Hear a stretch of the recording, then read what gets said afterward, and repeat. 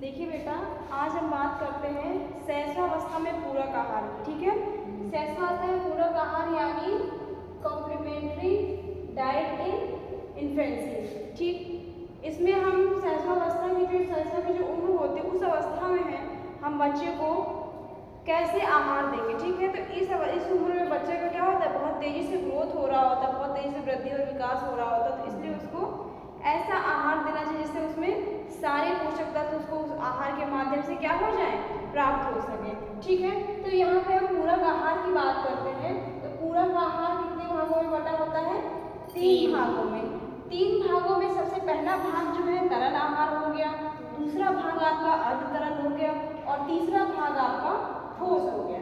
ठीक है, तरल आहार की अगर हम बात करते हैं तो तरल आहार में क्या आता है, दूध, पानी, सब्जियों का सूप, फलों का जूस और क्या आ रहा है, ब्रेड आ रहा है, ब्रेड आ रहा है दूध में भिगो करके, और रॉ लीवर ऑयल। ठीक है, ये रॉ लीवर ऑयल क्या है, तो ये एक प्रकार की मछली होती है। ठीक है, ये कहाँ पाई जाती है, समुद्र में पाई जाती है। एक प्रकार की मछली होती है, उस मछली का नाम क्या होता है, कॉड।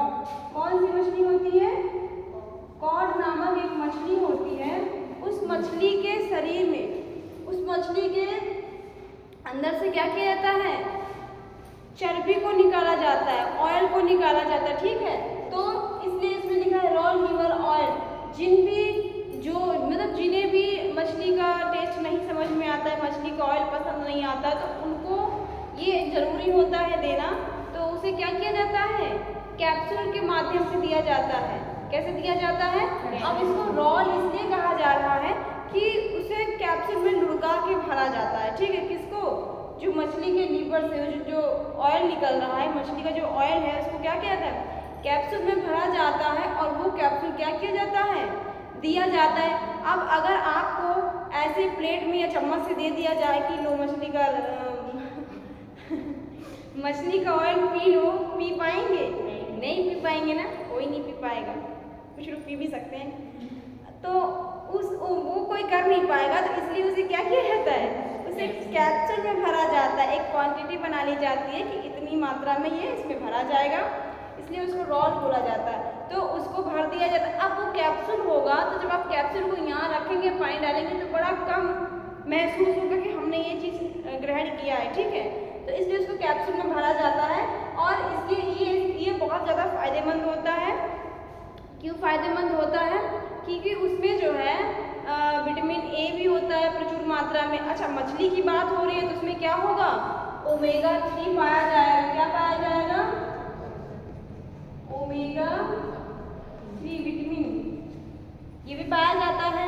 और क्या पाया जाता है, विटामिन डी पूरी मात्रा में पाया जाता है, विटामिन ए पाया जाता है। ये हमारे मस्तिष्क, हमारी हड्डियों, हमारी त्वचा के लिए क्या होता है, आंखों के लिए क्या होता है, बहुत आवश्यक होता है, इसलिए इसका प्रयोग किया जाता है। अब रॉ लीवर ऑयल आप लोग की समझ में आ गया। ठीक है, अब अगर हम बात करें अर्ध तरल आहार की, तो अर्ध तरल आहार में सभी को पता है क्या होता है, खिचड़ी हो गया, दलिया हो गया, दूध में भिगा के ब्रेड हो गया, और क्या हो गया, फलों का जैम हो गया। ये सब क्या है, ये सब क्या है, अर्ध तरल। देखो ये दूध में गला कर, ब्रेड है उसको दूध में गला करके, तो ये सारी चीजें क्या हो गई, अर्ध तरल हो गई। ठीक है, अब अगर हम बात करते हैं ठोस आहार की, तो ठोस आहार में क्या आ गया, उबली हुई सब्जियां कुछ भी हो सकती हैं, आलू, टमाटर, मटर, गोभी, कुछ भी हो सकता है, उबली हुई सब्जियां हो गई। और क्या, सब्जी रोटी हो गई। और क्या हो गया, ठोस आहार की बात करें, सूखे मेवे वगैरह हो गए। और क्या हो गया, यही और सारी वेजिटेबल्स हो गए।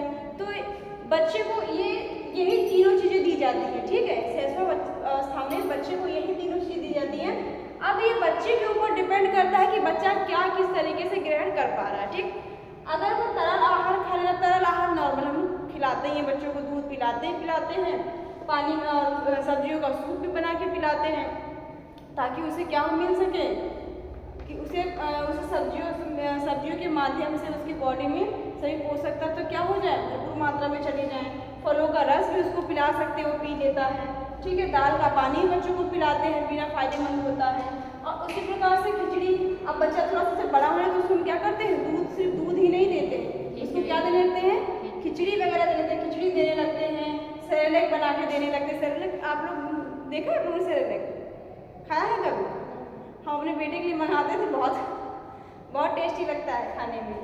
सेरेलैक वो पाउडर के जैसा होता है, आपको बस उसको दूध में मिला करके बच्चे को खिलाना होता है। सेरेलैक हो गया, दलिया हो गया, नॉर्मली दलिया सभी लोग खिलाते हैं।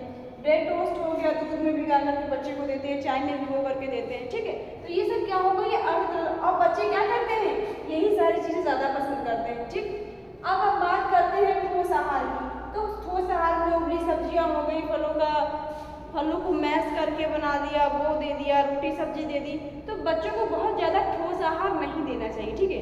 कोशिश यही करना चाहिए उसको तरल और अर्ध तरल आहार ही ज़्यादा दिया जाए। अगर बच्चा जो है खा सकता है ठोस आहार तो उसको दिया जाए, लेकिन वो बच्चा क्या करे, उस आहार को बहुत चबा चबा करके खाए, ठीक है। तो ये पूरक आहार आपके समझ में आया, ये हो गया आपका पूरक आहार कंप्लीट, ठीक है। इसको नोट कर लीजिए।